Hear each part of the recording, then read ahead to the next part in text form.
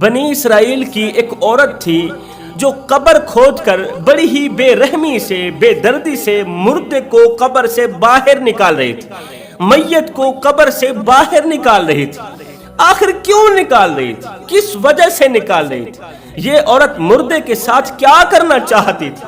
جوانوں، یہ واقعہ ہے صرف صبر کرنے والوں کے لیے۔ یہ واقعہ صبر کرنے والوں کے نام، جو لوگ باتوں باتوں پر صبر کرتے ہیں، لوگ انہیں دکھ دیتے ہیں مگر یہ صبر کرتے ہیں، لوگ انہیں درد دیتے ہیں مگر یہ لوگ صبر کرتے ہیں، لوگ ان کا جینا حرام کر دیتے ہیں، ان کی زندگی اجاڑ دیتے ہیں مگر یہ صبر پہ صبر کرتے ہی رہتے ہیں، اس سوچ کی بنیاد پر کہ ان اللہ مع الصابرین، اللہ تعالیٰ صبر کرنے والوں کے ساتھ ہوتا ہے، اللہ تعالیٰ صبر کرنے والوں کا دوست ہوتا ہے۔ جوانوں، صبر ایک ایسی سواری ہے جو اپنے سوار کو گرنے نہیں دیتی، نہ تو کسی کی نظروں میں اور نہ ہی تو کسی کی قدموں میں، نہ تو کسی کے قدموں میں گرنے دیتی، نہ تو کسی کی نظروں میں گرنے دیتی۔ میرے دامن میں بنی اسرائیل کی ایک مظلوم عورت کا دردناک واقعہ پڑا ہے، مظلومہ عورت کا زندگی بدل دینے والا واقعہ پڑا ہے۔ اس واقعہ نے بھی لاکھوں کروڑوں بھٹکے ہوئے نوجوانوں کو راہ راست پر لگا دیا۔ ایک بار یہ واقعہ دل کے کانوں سے سن لیں، آپ صبر کرنے پر مجبور ہو جائیں گے۔ پھر جس کسی نے آپ کو دکھ دیے ہیں، درد دیے ہیں، آپ صبر کا دامن مضبوطی سے پکڑنے میں مجبور ہو جائیں گے۔ جوانوں، بنی اسرائیل کی ایک مظلومہ عورت تھی، اس نے قبر کھودی، قبر کے اندر سے بڑی ہی بے رحمی سے بے دردی سے میت کو باہر نکالا، مردے کو باہر نکال ہی رہی تھی کہ کسی شخص کا اسی قبرستان سے گزر ہوا، تو اس شخص نے ایک عورت کو مردے کو باہر نکالتے ہوئے دیکھا، بڑی ہی بے رحمی سے مردے کو باہر نکالتے ہوئے دیکھا، تو اس گزرنے والے شخص نے پوچھ ہی لیا، او بدبخت عورت، او سنگ دل اور پتھر دل عورت، تو مردے کے ساتھ اس طرح کا سلوک کر رہی ہے، مردے کو بے دردی سے باہر نکال رہی ہے، آخر تو مردے کے ساتھ کیا کرنا چاہتی ہے؟ آخر تو مردے کو کیوں نکال رہی ہے؟ اس عورت نے کہا، میں مردے کی زبان کاٹنا چاہتی ہوں، میں اس مردے کا پیر کاٹنا چاہتی ہوں۔ اس شخص نے کہا، او تیرا ستیہ ناس ہو، بھلا کوئی مردوں کے ساتھ بھی اس طرح کا سلوک کرتا ہے؟ کس طرح کی ظالمہ عورت ہے؟ اس نے کہا، میں ظالمہ نہیں، میں مظلومہ ہوں، اور میری فریاد تو سنو، میری درد بھری کہانی تو سنو، میری حقیقت سے آگاہ تو ہو جاؤ، پھر انصاف خود کر لینا کہ کون ظالم ہے کون مظلوم ہے۔ اس گزرنے والے شخص نے کہا، پھر مجھے اپنی کہانی سے آگاہ کرو، مجھے اپنی حقیقت سے آگاہ کرو، آخر یہ مردہ کون ہے؟ تیرے رشتہ داروں میں سے ہے یا غیروں میں سے؟ اب اس عورت نے اپنی زندگی کا درد بھرا واقعہ سنایا، اس مردے کا درد بھرا اور عبرتناک واقعہ سنایا۔ آپ بھی دل کے کانوں سے سنیں، ہو سکتا ہے یہ واقعہ آپ لوگوں کی زندگی بدلنے کا ذریعہ بن جائے۔ اس عورت نے کہا، یہ جو مردہ ہے جس کو بڑی ہی بے دردی سے میں قبر سے باہر نکال رہی ہوں اور اس کے ساتھ کچھ کرنا چاہتی ہوں، یہ میرا دیور ہے، یہ میرے شوہر کا بھائی ہے، میرے شوہر 2 بھائی تھے۔ اللہ اکبر، جب ان کا بچپنا تھا، یہ بچے تھے، تو ان کے باپ کے پاس بہت سارا سونا تھا، بہت سارا خزانہ تھا۔ ان کے باپ نے کیا کیا، وہ خزانہ اللہ کے سپرد کرتے ہوئے اس دور کے جو صاحب ایمان لوگ ہوا کرتے تھے، وہ اپنے مال کو اللہ کے سپرد کر دیتے تھے۔ جو لوگ اپنے مال کو، اپنے خزانے کو اللہ کے سپرد کر دیتے ہیں نا، پھر اللہ تعالیٰ فرشتے بھیج کر ان کے سامان کی حفاظت کرتا ہے، ان کے خزانے کی حفاظت کرتا ہے۔ اس لیے میں کہتا ہوں، آپ بھی خود کو بھی، اپنے بچوں کو بھی اللہ کے سپرد کر دو، اللہ کے حوالے کر دو۔ اللہ کے حوالے کر دینے کا مطلب یہ نہیں ہوتا کہ بچوں کو مار دو، کہ جو مر جاتا ہے بس وہی اللہ کے حوالے ہو جاتا ہے، جو فوت ہو جاتا ہے کیا وہی اللہ کے پاس پہنچ جاتا ہے؟ کیا وہی اللہ کے حوالے ہو جاتا ہے؟ نہیں نہیں، اپنے بچوں کو اللہ کے حوالے کر دو تاکہ اللہ تعالیٰ فرشتے بھیج کر تمہارے بچوں کی حفاظت کرے۔ اللہ اکبر۔ اب ان دونوں کے باپ نے کیا کیا، اس کے پاس جتنا سونا تھا، جتنا خزانہ تھا، جتنا پیسہ تھا، وہ سارا کا سارا خزانہ اللہ کے سپرد کرتے ہوئے اس نے مٹی کے اندر دفن کر دیا، اور ساتھ میں کہا، اللہ یہ خزانہ میں تیرے سپرد کرتا ہوں، جب میرے چھوٹے چھوٹے بچے جوان ہو جائیں تو یہ خزانہ میرے چھوٹے چھوٹے بچوں تک پہنچا دینا، میرے بچوں کے حوالے کر دینا۔ جب میرے بچے جوان ہو جائیں، صاحب عقل ہو جائیں، باشعور ہو جائیں، تو یہ خزانہ میرے بچوں کے حوالے کر دینا۔ بس اس نے مال کو اللہ کے سپرد کیا، مٹی کے حوالے کیا، تو ان کا باپ فوت ہو گیا۔ ان کا بچپنا ہی تھا، میرے شوہر کا اور اس بدبخت مردے کا بچپنا ہی تھا کہ کہ ان کا باپ فوت ہو گیا. انہوں نے بچپنا اکٹھے گزارا, دونوں گھر سے باہر نکلتے محنت مزدوری کے لیے. آج چھوٹے کل بڑے عمر گزرتی گئی کہ یہ دونوں بھائی جوان ہو گئے.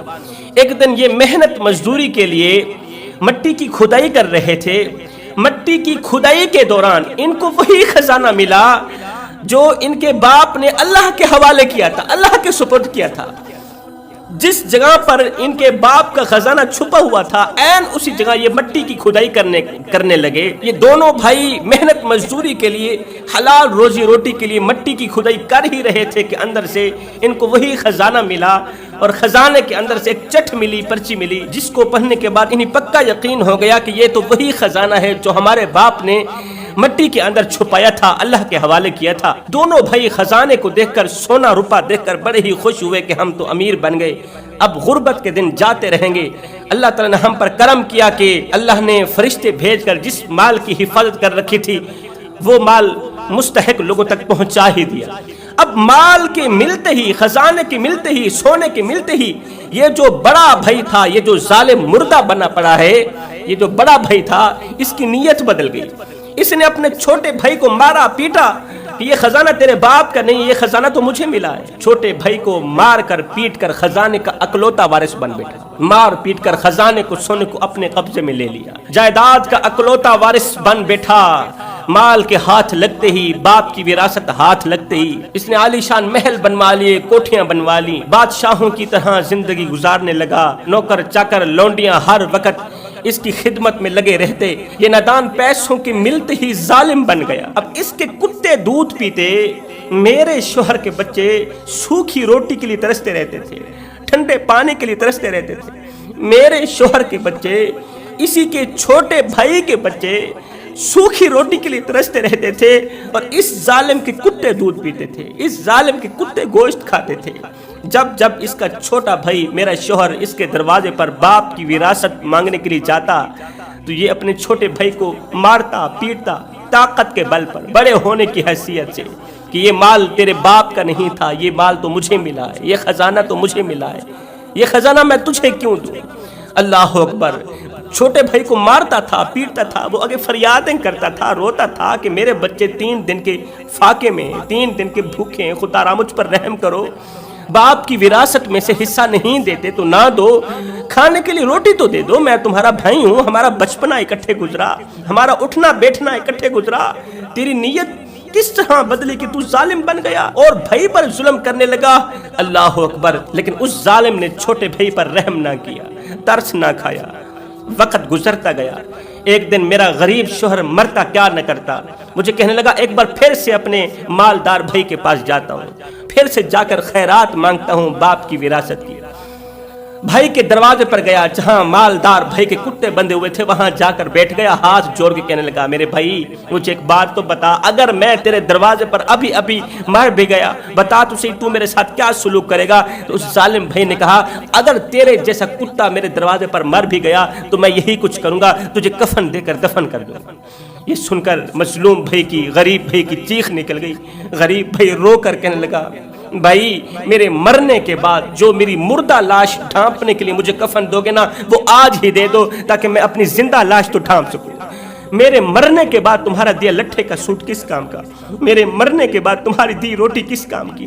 آج میں بھوکا ہوں, مجھے روٹی کی ضرورت ہے, مجھے روٹی دیتے نہیں. میرے بچے 3 دن کے فاقے میں ہیں, مرنے کے قریب ہیں, زندگی موت کی جنگ لڑ رہے ہیں. خدا را مجھے میرے باپ کی وراثت سے حصہ دیا جائے.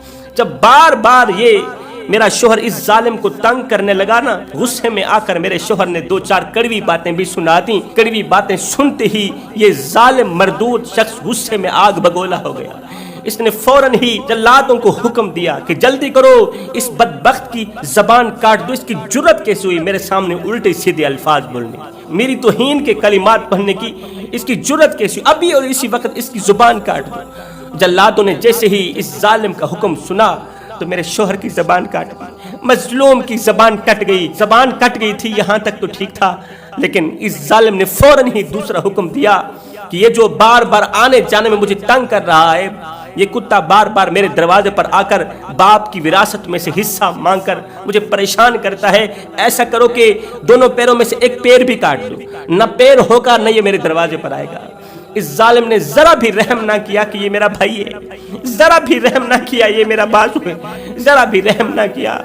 میں نے اس کی زبان کاٹی، اس کا پیر کاٹا، میری ماں قبر میں تڑپ رہی ہوگی، میرا باپ قبر میں رو رہا ہوگا، ذرا بھی رحم نہ کیا۔ چھوٹے بھائی پر رحم نہ کرتے ہوئے، ترس نہ کھاتے ہوئے اس ظالم نے چھوٹے غریب بھائی کا، 3 دن کے بھوکے بھائی کا پیر بھی کاٹ دیا۔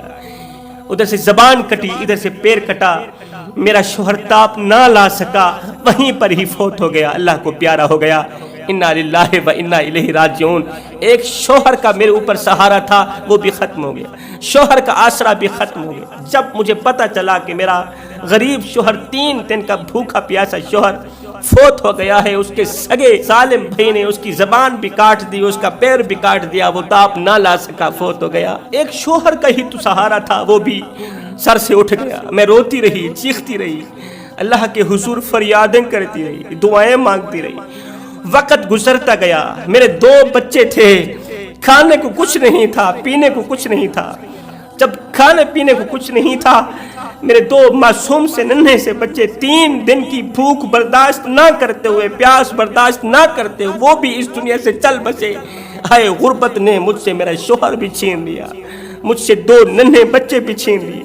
جب میرا شوہر بھی مر گیا، 2 ننھے بچے بھی بھوک کی وجہ سے مر گئے، تو میں نے دونوں ہاتھ اٹھائے، آسمان کی طرف دیکھا، عرض کی او مظلوموں کی فریاد سننے والے رب، اور مظلوموں کی دعاؤں کو قبول کرنے والے رب، او جوانو، نبی کی دعا اتنی جلدی اثر نہیں کرتی، ماں باپ کی دعا اولاد کے حق میں اتنی جلدی اثر نہیں کرتی جتنی مظلوم کی دعا اثر کرتی ہے، جتنی جلدی مظلوم کی دعا قبول ہوتی ہے۔ مظلوم کی دعا میں اتنی طاقت ہے کہ جب مظلوم کی بد دعا یا دعا اندر سے ٹھنڈے سانس کی شکل اختیار کرتے ہوئے، آہ کی شکل اختیار کرتے ہوئے اندر سے باہر نکلتی ہے نا، تو یہ بد دعا ہواؤں کو پھاڑتی ہوئی، فضاؤں کو پھاڑتی ہوئی، پہلا آسمان چیرتی ہوئی، دوسرا آسمان چیرتی ہوئی، 7واں آسمان، کتنے بڑے آسمان ہیں، کتنے طاقتور آسمان، ان طاقتور آسمانوں کو چیرتی ہوئی عرش کا دروازہ جا کھٹکھٹاتی ہے اور اپنی بات منوا کر ہی دم لیتی ہے۔ سب کچھ کرنا، مظلوم کی بد دعا سے بچنا، مظلوم کی بد دعا سے ڈرنا۔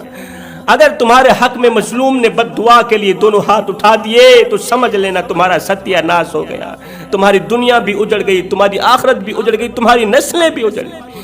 مظلوموں کی بد دعا تو نسلیں اجاڑ دیتی ہے۔ ادھر سے جب میں نے دونوں ہاتھ اٹھائے، اللہ کے حضور فریادیں پیش کی، ادھر سے میرے اللہ کی رحمت جوش میں آئی، میرے اللہ کی رحمت جوش میں آئی۔ عین اسی دن جس دن میں نے دونوں ہاتھ اٹھائے تھے، عین اسی دن اچانک موت نے اس کتے پر حملہ کیا، میرے دیور پر حملہ کیا، ظالم پر حملہ کیا۔ اچانک موت نے حملہ کیا، اس نے موت کا تھپڑ مارا نا، جب ملک الموت نے موت کا تھپڑ مارا نا تو اس کی روح حلق میں اٹک گئی، روح حلق میں اٹک گئی۔ اللہ اکبر، 3 دن مسلسل اس کی روح حلق میں ہی اٹکی رہی۔ جو حلق مچھلی کا کانٹا برداشت نہیں کر سکتی، جو حلق پانی کا اٹکا ہوا ایک قطرہ برداشت نہیں کر سکتی، جو حلق اٹکا ہوا روٹی کا ایک ٹکڑا برداشت نہیں کر سکتی، تو جب اسی حلق میں روح اٹک جائے گی تو یہ حلق کیسے برداشت کر پائے گی؟ اللہ اکبر، جو حلق مچھلی کا کانٹا برداشت نہ کر سکی، پانی کا اٹکا ہوا ایک قطرہ برداشت نہ کر سکی، روٹی کا رکا ہوا ایک لقمہ برداشت نہ کر سکی، وہ حلق رکی ہوئی روح، اٹکی ہوئی روح کیسے برداشت کر سکے گی؟ ہرگز نہیں کر سکے۔ 3 دن مسلسل اس کتے کی روح حلق میں اٹکی رہی۔ 3 دن کے بعد جب اس کے بچوں نے دیکھا کہ ہمارا باپ دردناک اذیت میں مبتلا ہے، دردناک تکلیف میں مبتلا ہے، تو انہوں نے سب نے مل کر باپ کا گلا دبایا، موت کے حوالے کر دیا۔ گلا دبانے کے بعد یہ کتا مر گیا، موت کے حوالے ہو گیا۔ اس کے مر جانے کے بعد میں نے لاکھ لاکھ شکر ادا کیا۔ اس کے عزیز و اقارب نے اسے اٹھایا، قبر کے اندھیری کوٹھری میں جا سلایا۔ اللہ اکبر، اس نے حلال و حرام کی تمیز کیے بغیر مال کمایا، مال بڑھایا۔ جس اولاد کے لیے حلال و حرام کی تمیز کیے بغیر مال کمایا تھا، اس اولاد نے ذرا بھی اس پر رحم نہ کیا، اپنے ہاتھوں سے اس کا گلا دبایا، اٹھایا، مٹی کے سپرد کر دیا، قبر کے اندھیری کوٹھری میں سلا کر چلے گئے۔ جب یہ قبر کے اندھیری کوٹھری میں سویا، میں نے اس موقع کو غنیمت جانا کہ چلو جیتے جی نہ صحیح، مرنے کے بعد ہی صحیح اس سے اپنا انتقام تو لے لوں۔ جس طرح اس نے میرے شوہر کی زبان کاٹی تھی، میں اس کی زبان نہ کاٹ لوں۔ جس طرح اس نے میرے شوہر کے پیر کاٹے تھے میں اس کے پیر نہ کاٹ لوں۔ اس سوچ کی بنیاد پر میں نے اس کی قبر کھودی، اندر سے اس کتے کو باہر نکالا، بے دردی سے بے رحمی سے اسے باہر نکالا۔ اب میں اس کی زبان کاٹنے لگی ہوں، جس طرح اس نے بے رحمی سے بے دردی سے اللہ اکبر میرے شوہر کی زبان کاٹی تھی۔ اس وقت میں کچھ نہیں کر سکتی تھی، اس وقت میں اپنا غصہ نہیں نکال سکتی تھی، اس لیے کہ میں مظلوم تھی، یہ ظالم تھا۔ آج یہ بیکار ہوا پڑا، اس کے ہاتھ تو ہیں مگر چھونے کی طاقت نہیں۔ آج اس سے اس کا اقتدار چھین لیا گیا، اس کی کرسی چھین لی گئی، اب یہ ختم ہو گیا۔ چلو اسی موقع کو غنیمت جان کر میں اپنی اندر کی بھرس نکال لوں۔ قبل اس کے کہ یہ عورت اس مردے کی زبان کاٹتی، اس کا پیر کاٹتی، اللہ کی قدرت، اللہ کا کرنا ایسا ہوا کہ اس پر نیند کا غلبہ آنے لگا۔ اچانک اس پر نیند طاری ہونے لگی، اس کی آنکھیں بند ہونے لگی۔ اس نے مردے کو وہیں چھوڑا تو ادھر سے جو شخص اس کے حال چال سن رہا تھا، اس کی حقیقت سے آگاہ ہو رہا تھا، اس کا درد بھرا واقعہ سن رہا تھا، اس نے کہا یہ تو امیر شخص کی قبر ہے، یہ مردہ تو بڑا ہی امیر تھا، مالدار تھا، کہیں ایسا نہ ہو یہ میرے ذمہ لگایا جائے اور مجھے دردناک عذاب دیا جائے، کہیں مجھے جیل میں بند نہ کیا جائے، کہیں مجھے جیل میں قید نہ کیا جائے۔ وہ ڈرا وہاں سے بھاگ گیا۔ اس عورت پر جیسے ہی نیند طاری ہونے لگی تو اس نے کیا کیا، مردے کو وہیں چھوڑا، ساتھ ہی ایک گھنا سا درخت تھا، ٹھنڈی ٹھنڈی ہوا چل رہی تھی، درخت کے نیچے جا کر تھوڑی دیر کے لیے سو گئی کہ جب سونے کے بعد اٹھوں گی تو پھر اس کی زبان بھی کاٹوں گی اور اس کا پیر بھی کاٹوں گی۔ لیٹی، سر رکھا، آنکھ لگی، نیند آ گئی۔ ادھر سے نیند آئی تو خواب کی دنیا میں میرے اللہ نے اس مظلومہ عورت کو جنت کی سیر کرائی۔ خواب کی دنیا میں یہ جنت کی وادیوں میں گھومنے پھرنے لگی، جنت کی سیر کرنے لگی۔ جنت کی سیر کرتے کرتے اس نے جنت میں ایک خوبصورت سا عالی شان محل دیکھا، خوبصورت مکان دیکھا، بہت بڑا گھر تھا، عالی شان محل تھا۔ اس نے پوچھا یہ کوئی حضرت آدم علیہ السلام کا گھر ہے؟ فرشتوں نے کہا نہیں، آدم کا گھر بھی نہیں۔ اچھا اتنا بڑا خوبصورت گھر ابراہیم علیہ السلام کا گھر ہوگا؟ نہیں، ابراہیم کا گھر بھی نہیں۔ اتنا بڑا خوبصورت گھر، مجھے لگتا ہے یہ اللہ تعالیٰ کے جو سب سے افضل فرشتے ہیں، مجھے لگتا ہے یہ جبریل کا گھر ہوگا۔ فرشتوں نے کہا نہیں، یہ جبریل کا گھر بھی نہیں۔ اس عورت نے کہا آخر یہ خوبصورت مکان ہے کس کا، عالی شان محل ہے کس کا؟ تو فرشتوں نے کہا جو غربت پر صبر کرے گا، لوگ اسے دکھ دیں گے مگر وہ صبر کا دامن مضبوطی سے پکڑے گا، لوگ اس پر ظلم کریں گے مگر وہ صبر کا دامن مضبوطی سے پکڑے گا۔ جو شخص، جو عورت، جو مرد کسی کے دیے گئے دکھوں کو برداشت کرتے ہوئے صبر کا دامن مضبوطی سے پکڑے گا، یہ محل اسی کو دیا جائے گا۔ مرنے کے بعد یہ محل صبر کرنے والوں کو دیا جائے گا۔ مرنے کے بعد یہ محل بھوک میں اللہ تعالیٰ کی رضا پر راضی ہونے والوں کو دیا جائے گا۔ جو لوگ غربت کی وجہ سے دنیا میں بھوک برداشت کرتے رہے، پیاس برداشت کرتے رہے، لوگوں کی طرف سے دیے گئے دکھ برداشت کرتے رہے، درد برداشت کرتے رہے نا، یہ خوبصورت عالی شان مکان تو انہی مظلوموں کو دیا جائے گا۔ یہ کسی نبی کا گھر نہیں ہے، یہ کسی ولی کا گھر نہیں، یہ تو مظلوم کا گھر ہے، یہ تو مظلومہ کا گھر ہے۔ ہائے جیسے ہی اس کی آنکھ کھلی، جیسے ہی اس کی آنکھ کھلی کہ میں کیا کر رہی ہوں، میں تو صبر کا دامن چھوڑ رہی ہوں، نہیں، مجھے تو صبر کا دامن مضبوطی سے پکڑنا چاہیے۔ 4 دن کی زندگی تھی، 3 دن گزر گئے، باقی 1 دن پڑا ہو، 1 دن کا پتہ نہیں، ایک پل میں گزر جائے، ایک سانس میں گزر جائے۔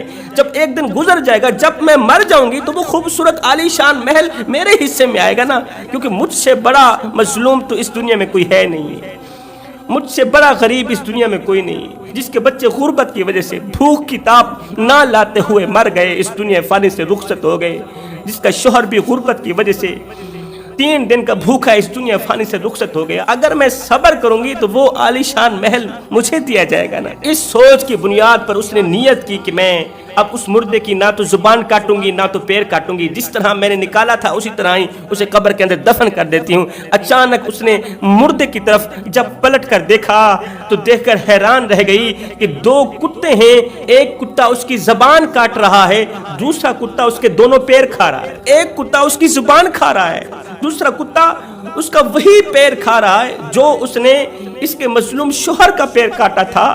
ایک کتا زبان کاٹ رہا ہے، دوسرا کتا پیر کاٹ رہا ہے۔ جب یہ عورت کتوں کو بھگانے کے لیے قریب گئی تو کیا دیکھتی ہے، یہ تو وہی کتے تھے جو اس مردود کے پالتو تھے، یہ تو وہی کتے تھے جن کو یہ گوشت کھلاتا تھا، جن کو یہ دودھ پلاتا تھا۔ ہے میرے بچے سوکھی روٹی کے لیے ترستے رہے اور اس ظالم کے کتے دودھ پیتے رہے، آج گوشت کھانے والے، دودھ پینے والے کتوں نے کیا کیا، اس کی زبان بھی کاٹ رہے ہیں اور اس کے پیر بھی کاٹ رہے ہیں. کیوں؟ اس لیے کہ ظالموں کے ساتھ اسی طرح کا سلوک کیا جاتا ہے. جو مخلوق خدا پر ظلم کرتے ہیں نا، تو پھر دنیا کی کوئی بھی چیز ان کا حیا نہیں کرتی. اس لیے میں کہتا ہوں میرے بھائیوں، اگر دنیا تمہیں دکھ دیتی ہے، درد دیتی ہے، تو تم صبر کا دامن مضبوطی سے پکڑو. حضرت سیدنا امام علی مقام امام حسین رضی اللہ تعالیٰ عنہ آپ زیادہ زمین پر بیٹھنا پسند فرمایا کرتے تھے. ایک دن کسی نے پوچھ لیا، حضرت آپ زیادہ زمین پر بیٹھنا پسند کرتے ہیں، کیوں کرتے ہیں؟ آپ نے فرمایا اس لیے کہ زمین پر بیٹھا شخص گرتا نہیں ہے. جو زمین پہ بیٹھتا ہے نا وہ گرتا نہیں ہے، لہٰذا میں گرنا نہیں چاہتا. جوانوں، صبر ایک ایسی سواری ہے جو اپنے سوار کو کسی بھی حال میں گرنے نہیں دیتی، کسی بھی جگہ گرنے نہیں دیتی، نہ ہی تو کسی کی نظروں میں اور نہ ہی تو کسی کی قدموں میں. اس لیے میں کہتا ہوں لوگوں کی طرف سے دیے گئے دکھوں کو برداشت کرتے ہوئے اگر تم صبر کرو گے تو تم اللہ کے دوست بن جاؤ گے، پھر اللہ تعالیٰ ہر وقت تمہارے ساتھ رہے گا.